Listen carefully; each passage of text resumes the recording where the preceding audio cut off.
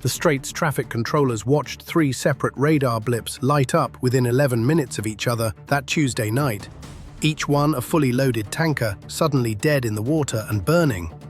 And if you want to understand why oil traders 3,000 miles away woke up in a cold sweat, you need to understand that in the Strait of Hormuz, 11 minutes is an eternity, and 3 tankers is never just 3 tankers. Roughly a fifth of the entire planet's oil supply passes through this 21-mile-wide channel every single day. Supertankers queue up like commuters on a highway, moving at a crawl, hemmed in by shipping lanes barely wide enough for 2 vessels to pass. It is, by design, one of the most vulnerable choke points in the global economy, and everybody who has ever worked in that stretch of water knows it. So when small, fast attack craft belonging to Iran's Revolutionary Guard Corps began converging on merchant traffic that night, the men on watch didn't need anyone to explain what was happening. They had run the drills in their heads 100 times. The first tanker, a crude carrier bound for a refinery in Asia, took a hit below the waterline that investigators would later attribute to a limpet mine, likely attached by divers or a small boat crew hours earlier and detonated remotely. The blast tore open the hull near the engine room, and the crew scrambled into lifeboats as fire crews aboard nearby vessels raced to help. 4 crew members suffered burns severe enough to require evacuation by helicopter. The second and third tankers, transiting the strait almost simultaneously, were struck by fast attack craft firing what maritime security analysts identified as short-range rockets, followed by a swarm approach that forced both captains to choose between running their multi-million-dollar vessels aground in shallow water or holding course while under fire. One captain chose to beach his ship on a sandbar near the Omani coast rather than risk a direct hit to his cargo tanks. 2 sailors aboard that vessel did not survive the initial strike. Ask yourself honestly, if you were standing on that bridge with armed skiffs closing in from 3 directions and no Navy within radio range for critical minutes, what call would you have made?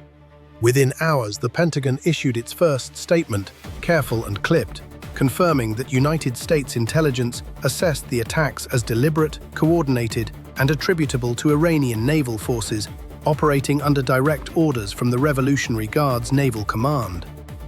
It was not the kind of statement written quickly. It was the kind written by people who already knew what was going to happen next and were choosing every word with the next 12 hours in mind. 90 minutes later, the president addressed the nation from the White House briefing room, flanked by the Secretary of Defense and the chairman of the Joint Chiefs. The message was short. American forces would respond, and Iran's ability to conduct further attacks on international shipping would be degraded before the sun rose over the Gulf again. Almost immediately afterward, the Treasury Department revoked every remaining license and waiver permitting the export of Iranian crude oil.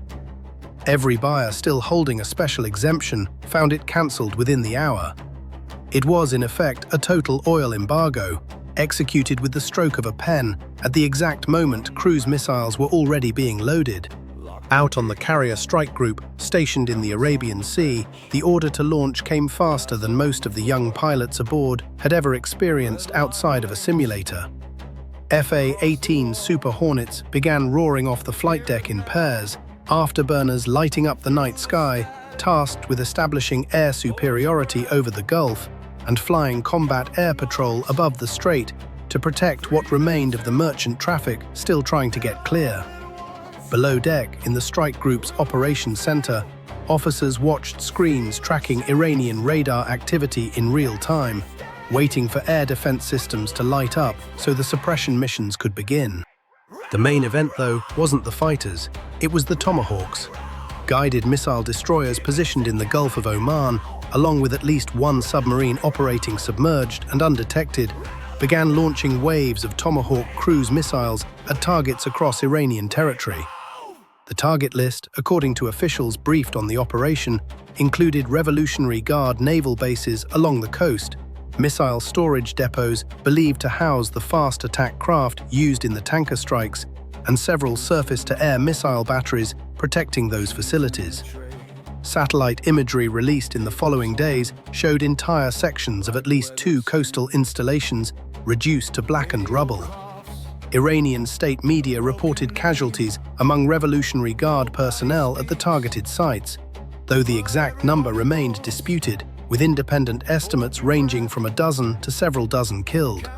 Tehran did not wait long to answer.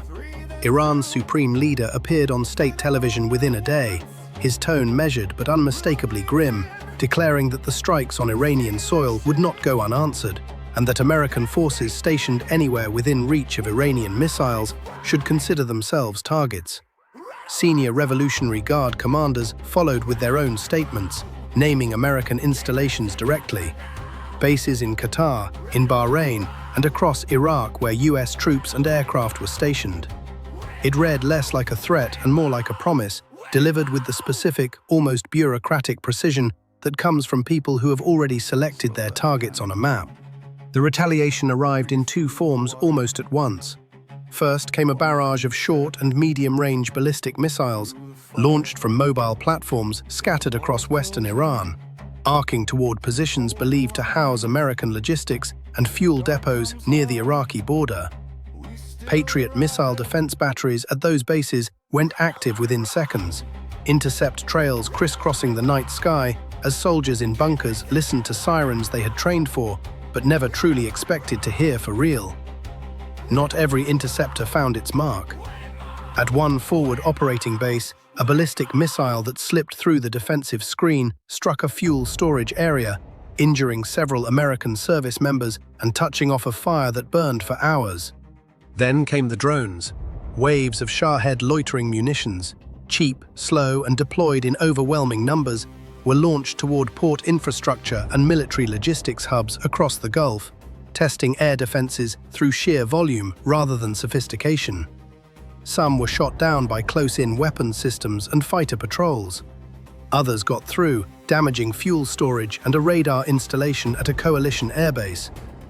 It is a strange kind of warfare, watching a $100,000 drone force a $9 billion warship to expend interceptors costing more than the drone itself just to survive the night. And more than a few analysts pointed out that this lopsided math is exactly the kind of war Iran wants to fight, because it is the only kind it can currently afford to fight and still call a victory. On the ground, satellite imagery showed Iranian armored columns, tanks and troop transports moving toward positions near the Iraqi border, a signal read by American commanders as preparation for a possible incursion into Iraqi territory, targeting coalition forces rather than a full invasion. In response, additional American armor and air defense assets were flown into bases across the region, and reservists at several Gulf installations were placed on their highest alert status in years. Radar operators, normally rotating through quiet, uneventful shifts, suddenly found themselves staring at screens lit up with dozens of simultaneous tracks, trying to separate missiles from decoys from drones in real time, with seconds to decide whether to authorize an intercept. In Doha, in Manama, in coastal towns along the Gulf, where American installations sit close enough to civilian neighborhoods that families can hear the jets taking off at night, people did what people always do when a war that isn't technically theirs suddenly starts happening right outside their window. They stayed inside, they called relatives, they refreshed news feeds obsessively, and they tried to calculate, the way anyone would, whether the danger was close enough to actually matter or still just close enough to be frightening. There's something almost universal in that particular kind of dread. The sense of watching two much larger powers decide your neighborhood is where they'll settle their score, without ever asking whether you wanted to be part of it. If your own city sat 20 miles from a base that just became a declared target, would you evacuate? Or would you tell yourself it's someone else's war and stay put? Inside the Pentagon, the National Military Command Center ran continuous shifts, officers rotating through briefings every few hours as new intelligence came in, trying to map Iranian missile inventories against likely future targets, while simultaneously fielding questions from allied governments asking, in various tones of politeness, exactly how far this was going to go. In Tehran, the equivalent scene played out inside command bunkers beneath the capital, where Revolutionary Guard leadership debated whether to escalate further or hold the line at what had already been done, aware that any strike against a densely populated American installation carrying significant casualties would almost certainly invite a response, order of magnitude larger than anything seen so far. The United Nations Security Council convened an emergency session within 48 hours, though as is so often the case, it produced statements of grave concern rather than any binding action, hamstrung by the same veto dynamics that have paralyzed the body through nearly every major crisis in the region for decades. Gulf neighbors, states that rely on the Strait of Hormuz just as much as anyone for their own oil exports, found themselves in an impossible position, publicly calling for restraint from all sides, while privately reinforcing their own air defenses and quietly reminding both Washington and Tehran that their airspace and waters were not open invitations for further strikes. And then there was the number nobody could look away from. Crude oil prices spiked more than 15% within the first 24 hours of the tanker attacks alone, and kept climbing as the embargo and strikes compounded on top of each other, with some contracts briefly touching levels not seen in over a decade. Analysts across financial networks began openly discussing a scenario that had been theoretical for years and was suddenly anything but: a full closure of the Strait of Hormuz, whether through Iranian mining of the channel, sunk vessels blocking the shipping lanes, or simply insurers refusing to cover any tanker willing to attempt the transit. A closure of that scale would not just spike gas prices at the pump. It would ripple through every supply chain on the planet within days, and every economist who has modeled it agrees on one point: nobody currently has a clean way to unwind that kind of shock once it starts. What makes this particular crisis different from the ones that came before it is the compression of time. Attacks, retaliation, counter-retaliation, and a market-shaking embargo all happened within the space of roughly 72 hours, a pace that leaves almost no room for the kind of quiet diplomacy that has diffused Gulf tensions in the past.